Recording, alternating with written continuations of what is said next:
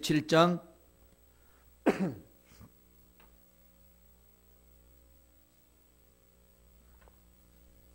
사도행전 27장 20절에서 26절 말씀이 되겠습니다.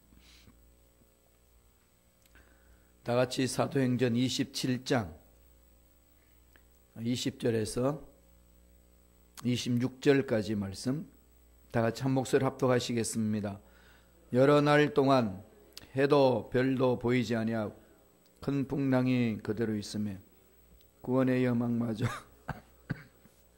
여러 사람이 오래 먹지 못하였으며 바울이 가운데 서서 말하되 여러분이여 내 말을 듣고 글에 대해서 떠나지 아니하여 이 타격과 손상을 면하였더라면 좋을 뻔하였느니라. 내가 너희를 권하노니 이제는 안심하라. 너희 중 아무도 생명에는 아무런 손상이 없겠고 오직 別뿐이니라. 내가 속한 바 곧 내가 섬기는 하나님의 사자가 어젯밤에 내 곁에 서서 말하되 바울아 두려워하지 말라. 내가 가이사 앞에 서야 하겠고 또 하나님께서 너와 함께 항해하는 자를 다 내게 주셨다 하였으니 그러므로 여러분이여 안심하라. 나는 내게 말씀하신 그대로 되리라고 하나님을 믿노라. 그런즉 우리가 반드시 한 섬에 걸리리라 하더라. 아멘.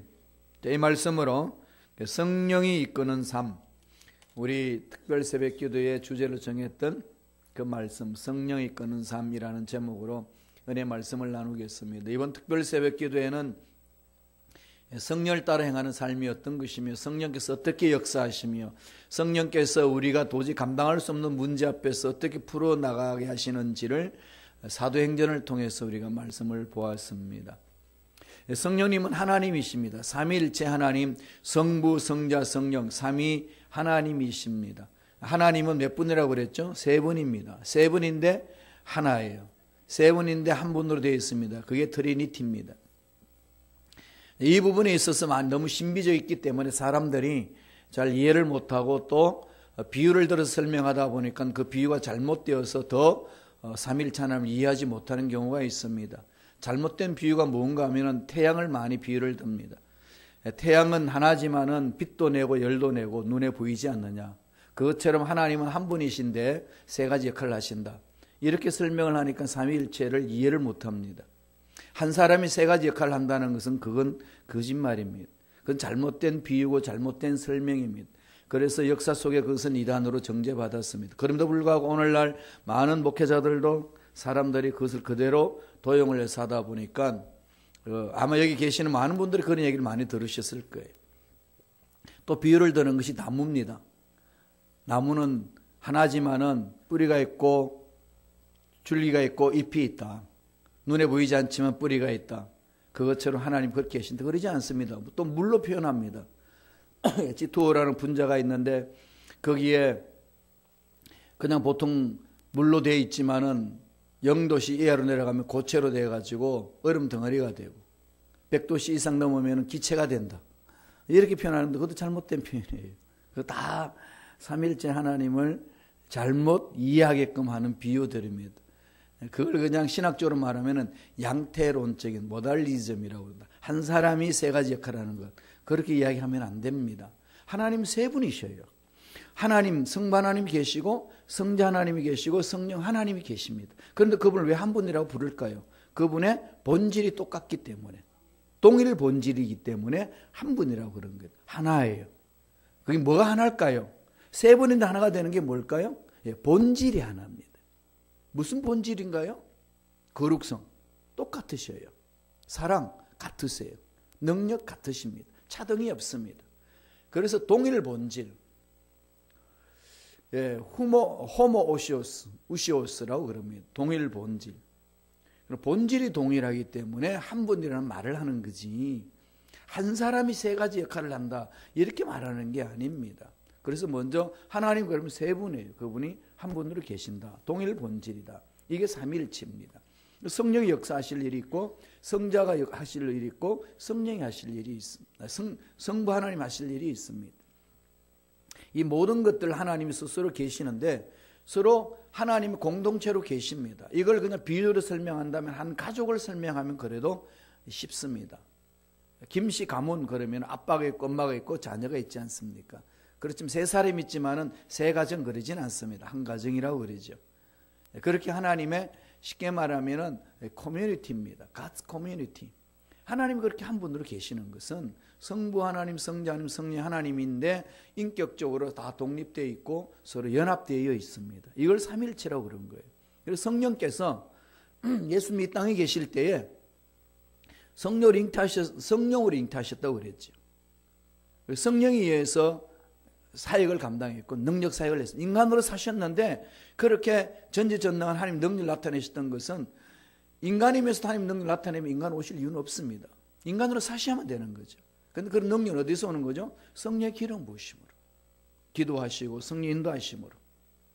부활하시는 것도 성령에 의해서 부활하시고, 그리고 성천하셨습니다. 성천하신 다음에 성령을 우리 모두에게 부어주셨습니다. 그래서 성령님이 우리를 통하여서 예수님 하신 말씀을 다 이해하게 하고 가르친 걸 떠오르게 하고 따르게 하는 겁니다. 그러니까 저와 여러분들은 예수 믿고 난 이후에 늘 성령으로 충만해야 되고 성령을 따라가야 됩니다. 그래야 성령님이 우리 삶을 인도해야 예수를 잘 믿을 수 있어요. 성령 충만하면은 눈에 보이지도 않고 잡히지도 없는 그 하나님의 영, 주님의 영, 성령을 어떻게 우리가 느낄 수 있나요? 체험이에요. 믿음으로. 성령으로 체험하면은 성령께서 우리 마음을 사로잡아 주시고 나타나는 현상은 예수님의 모습이 드러나는 겁니다. 눈에 보여 이 지상에서 오셔서 보여주셨던 예수님 모습이 보이는 거죠. 그래서 성령 충만한 사람의 특징은 예수 충만합니다. 한마디로 말하면. 그래서 성령 충만 나타나는 현상이 성령의 은사로, 이것은 하나님이 주시는 신적인 능력을 말합니다. 그 은사를 주셔서 하나님 일을 감당하게 합니다. 은사를 사모하시면서 일을 해야 돼요. 그렇게 은사를 사로잡혀서 일을 하다 보면은 우리에게 열매가 맺힙니다. 그 열매는 일의 열매가 아니고 일의 결과가 아니고 우리 속에 인격이 다듬어집니다. 누구 인격으로요? 예수 인격으로. 그래서 예수님의 장성한 분량까지 다듬어지는 거죠. 그게 우리 목적이에요. 사랑, 희락, 화평, 오래 참은 자비, 양성, 충성과 온유와 절절히 이어집니다. 이것은 우리가 예수를 닮아가는 모습이고, 그렇게 닮아지면 어떻게 될까요? 사랑이 충만한 거죠. 그 사랑이 충만하면 마지막 결론이 뭐가 내려집니까? 9가지 열매가 절제지 않습니다. 셀프 컨트롤이에요. 내가 내 자신을 컨트롤할 수 있습니다. 세상의 사건에, 세상의 문제에, 세상의 가치관에 흔들리지 않습니다. 성령 충만하면. 셀프 컨트롤 있잖아요. 내가 내 분노를 못 참아내는 경우가 많이 있지 않습니까? 너무 분이 나면. 그런데 성령 충만하면 그 분을 컨트롤할 수 있어요. 그래서 분을 내되 마귀에게 틈을 주지 말라고 그럽니다. 이 성숙한 자만 할 수 있는 겁니다. 성숙하지 못하면 분노는 해나가는데 그 분노가 오히려 마귀에게 틈을 주는 일을 해버립니다.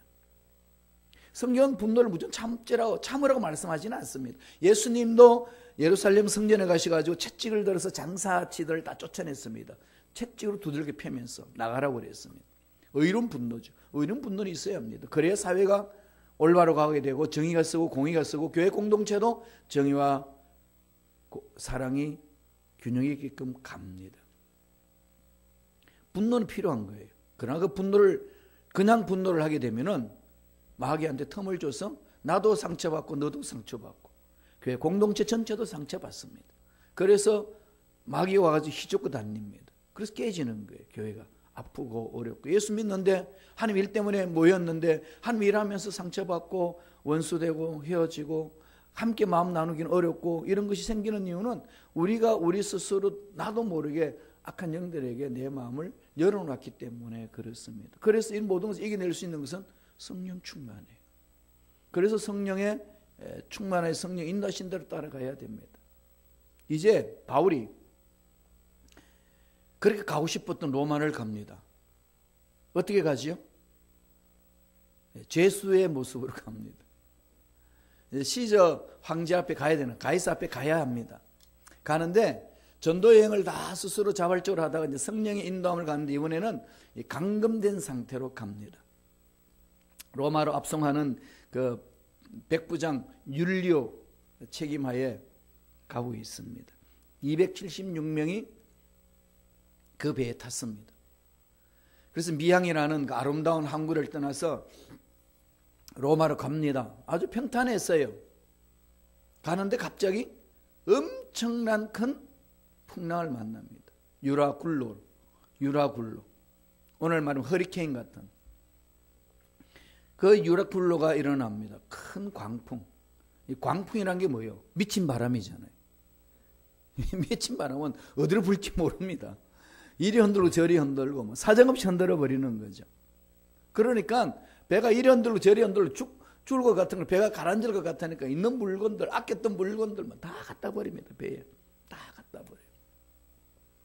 그렇게 해가지고 가는데도 불구하고 도저히 감당하지 못합니다. 그래서 오늘 읽었던 본문 말씀 27장 20절에 보면 이런 말씀이 있습니다. 다 같이 한번 읽어볼까요? 한 목소리 읽습니다.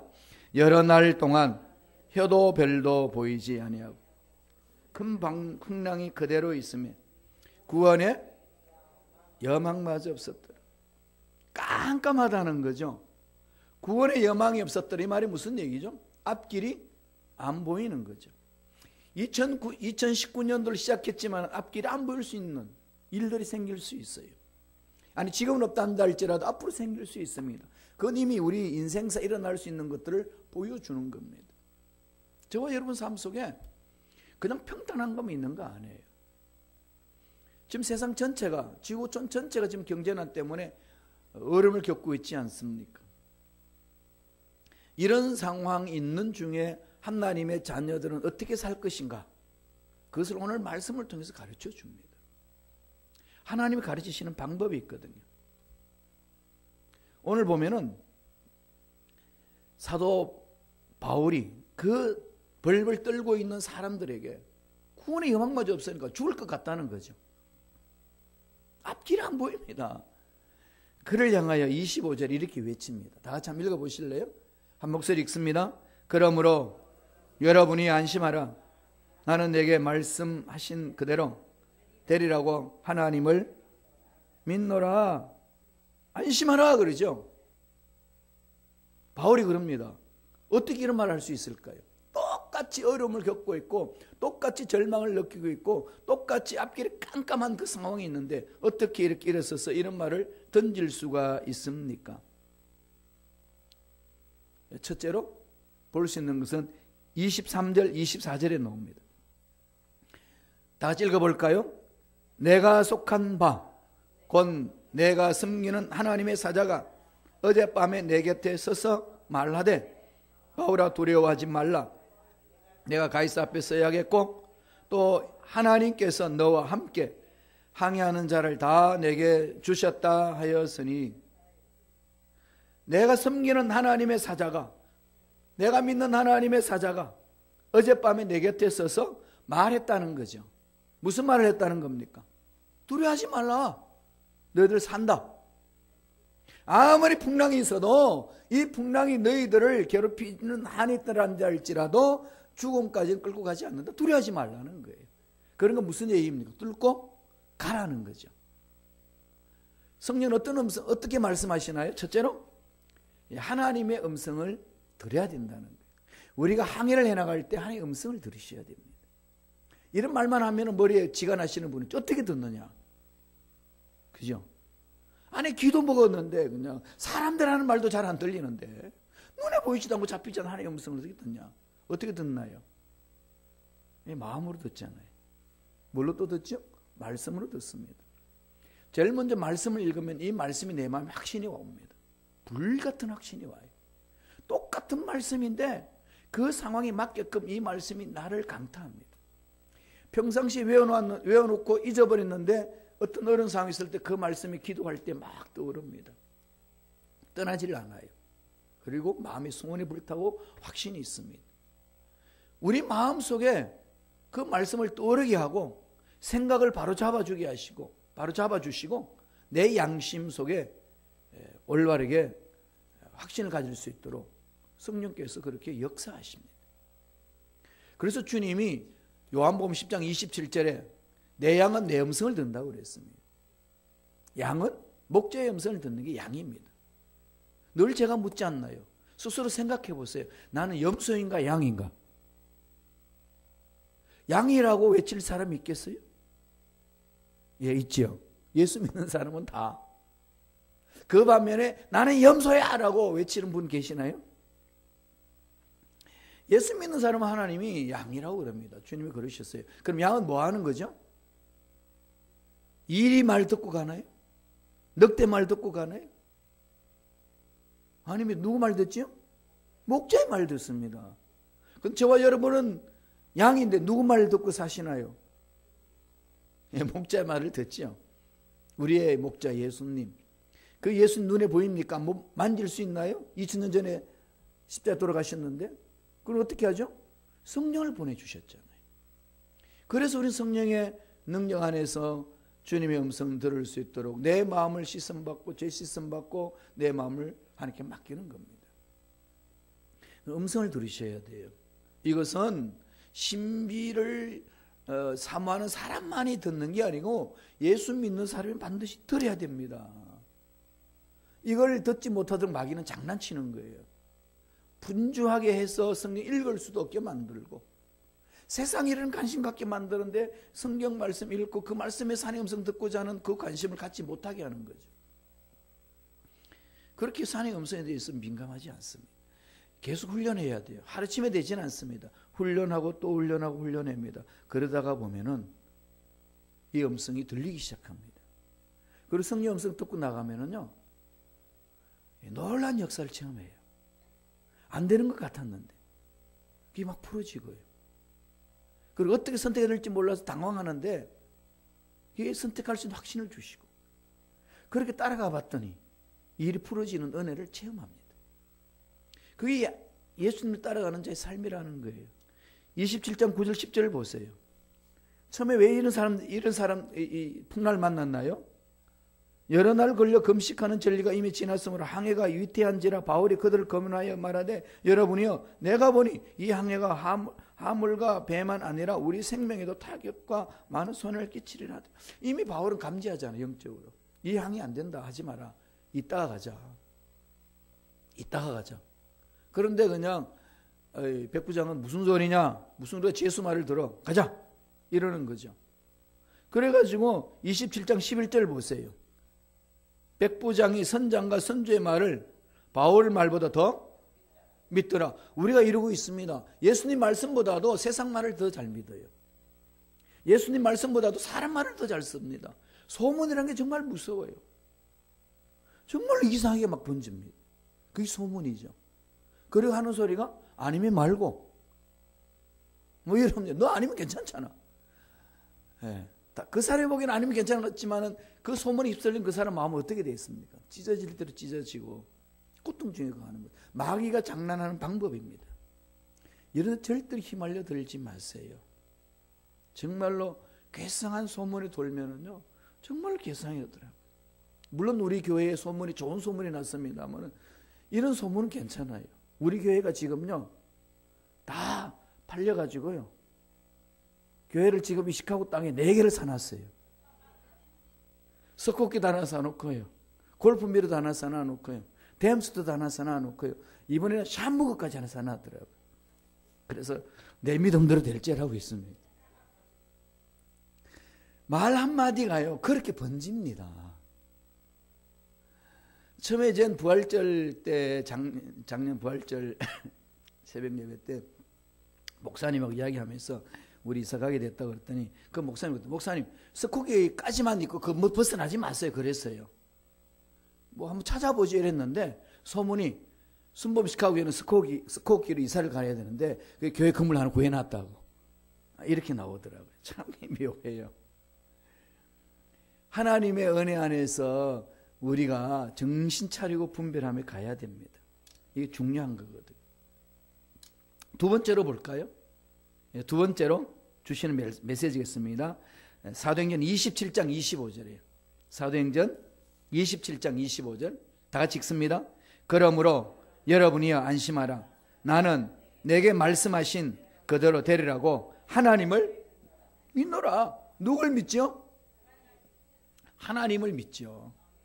그럼요, 성령님은 하나님만을 믿게 만드는 거죠. 그래서 성령을 이끄는 삶이란 두 번째 뭘까요? 하나님만 신뢰하라.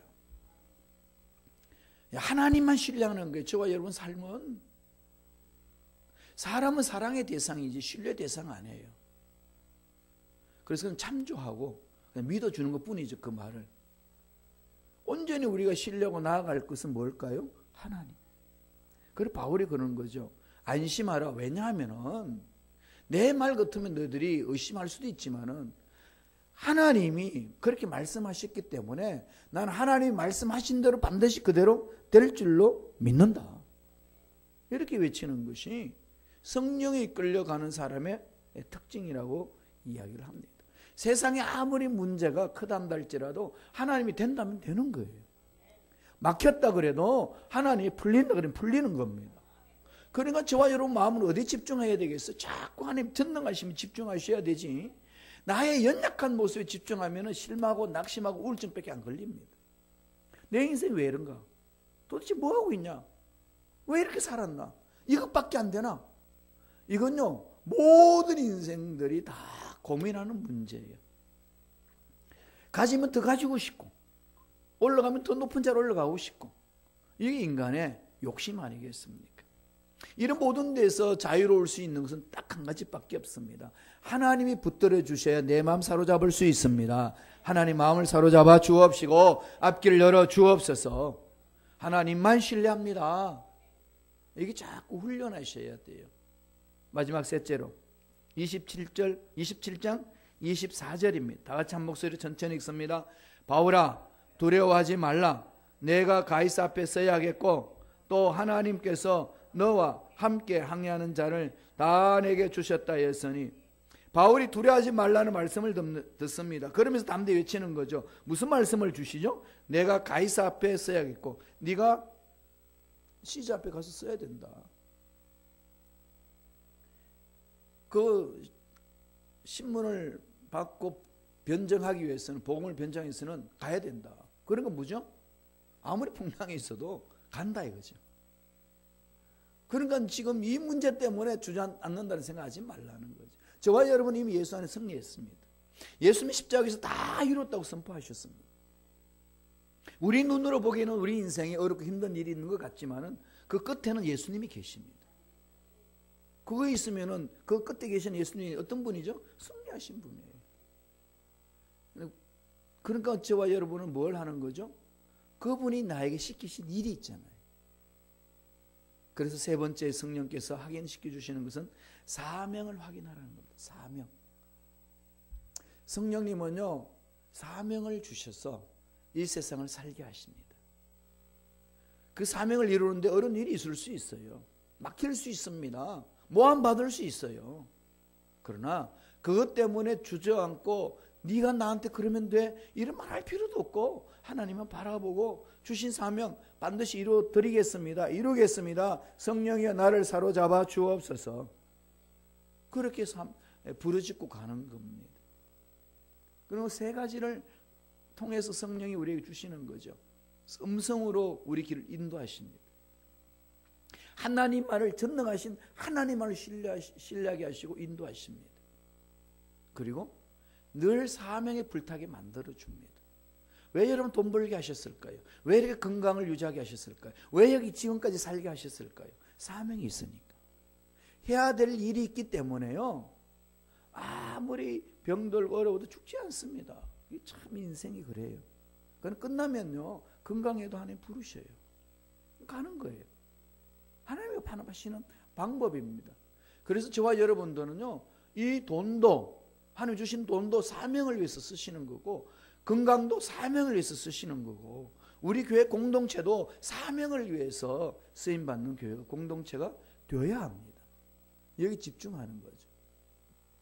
그래서 성령께서 인도하시는 이거 늘 마음판에 새기셔서 어떤 어려움이 있다는 할지라도 흔들리지 마시며 말씀에 굳게 있어서 기도함으로 성령이 이끄시는 멋진 삶을 살아내는 저와 여러분 되시길 간절히 축원합니다. 기도하겠습니다. 하나님 아버지, 오늘